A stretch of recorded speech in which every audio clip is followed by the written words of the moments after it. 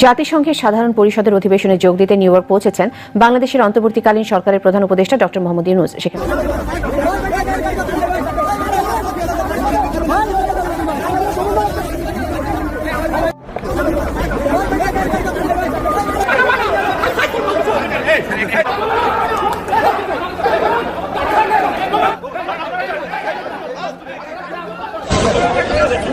আগে বাংলাদেশের পররাষ্ট্রমন্ত্রী হাসান মাহমুদ এসেছেন এবং আগমনের পরবর্তীতে আসলে এক অপ্রীতিকর পরিস্থিতির সৃষ্টি হয়। শেখ হাসিনার হাতকে সংগঠিত করতে এটাই করতে হবে।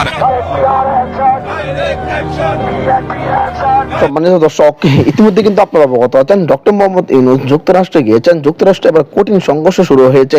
সম্মানিত দর্শক, ডক্টর ইউনূসের গাড়ি আটকে দিয়েছেন আওয়ামী লীগের নেতাকর্মীরা এবং আওয়ামী লীগের স্বরাষ্ট্রমন্ত্রীকে কিছুদিন আগ পর্যন্ত দেখা গিয়েছে না। এবার তাকে প্রকাশ হয়েছে সেই নিউ ইয়র্কে তার নেতৃত্বে আওয়ামী লীগের নেতাকর্মীরা ডক্টর মোহাম্মদ ইউনূসের গাড়িতে হামলা করেছেন। ইতিমধ্যে এই ভিডিওতে আপনারা দেখতে পারবেন যে আওয়ামী লীগ বিএনপির দাওয়া খেয়ে দৌড়ে পালিয়েছেন, স্বরাষ্ট্রমন্ত্রী দৌড়ে পালাতে বাধ্য হয়েছেন। ইতিমধ্যে কিন্তু সোশ্যাল মিডিয়ায় এই ভিডিওগুলো ঝড়ের গতিতে ভাইরাল হচ্ছে। সম্মানীয় দর্শক, এই ভিডিওতে আপনারা বিস্তারিত দেখতে পারবেন, তাই ভিডিওটি শুরু থেকে শেষ পর্যন্ত দেখবেন। চ্যানেলে নতুন হয়ে থাকলে সাবস্ক্রাইব করে আমার সাথেই থাকবেন। ভিডিওতে একটি লাইক করে দেখতে থাকুন সম্পূর্ণ ভিডিওটি। সাধারণ পরিষদের অধিবেশনে যোগ দিতে নিউ ইয়র্ক পৌঁছেছেন বাংলাদেশের অন্তর্বর্তীকালীন সরকারের প্রধান উপদেষ্টা ডক্টর মোহাম্মদ ইউনূস। সেখানে আছেন চকর মালিথা। আমরা যোগাযোগের চেষ্টা করছি। চকর,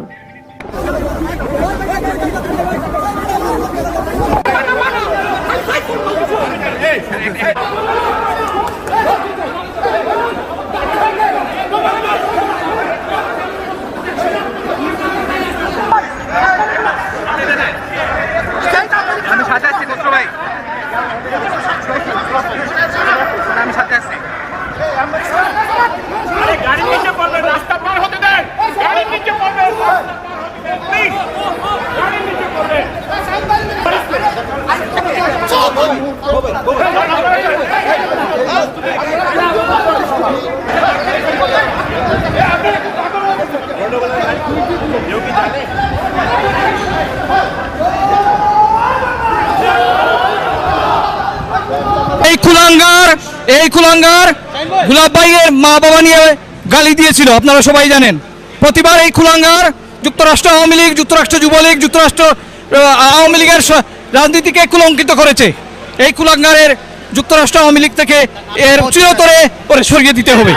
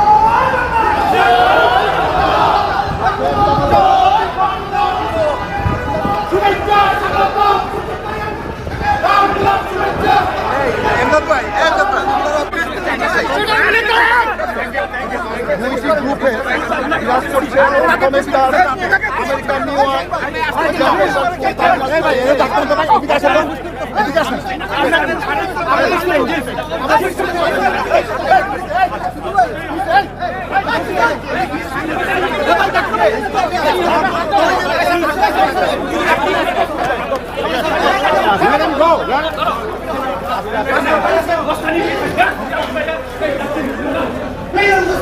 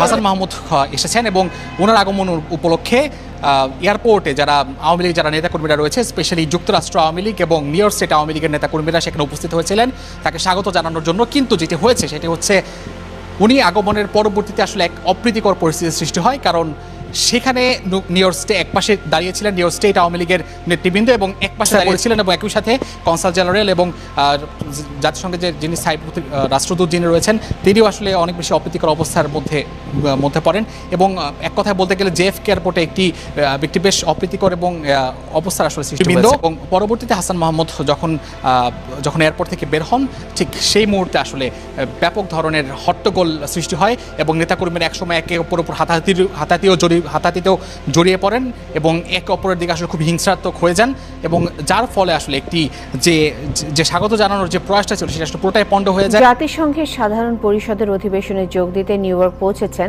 বাংলাদেশের অন্তর্বর্তীকালীন সরকারের প্রধান উপদেষ্টা ডক্টর মোহাম্মদ ইউনূস। সেখানে আছেন চকর মালিথা, আমরা যোগাযোগের চেষ্টা করছি। চকর, প্রধান উপদেষ্টার কর্মসূচি সম্পর্কে আপনি কি জানতে পেরেছেন? আমাদেরকে জানাবেন।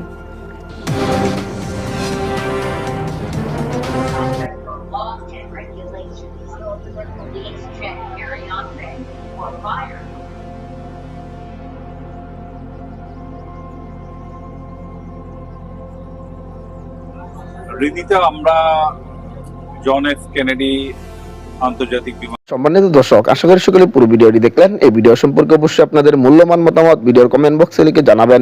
সম্মানিত দর্শক, ইতিমধ্যে কিন্তু আপনারা ভিডিওর মাধ্যমে দেখতে পেয়েছেন যুক্তরাষ্ট্রে নিউ ইয়র্কের মাটিতে পাড়া দেওয়ার সাথে সাথেই ডক্টর মোহাম্মদ ইউনূসের গাড়িতে আক্রমণ এবং তার উপর আক্রমণ, তার গাড়ি ভাঙচুর করা শুরু করে দিয়েছেন আওয়ামী লীগের নেতাকর্মীরা।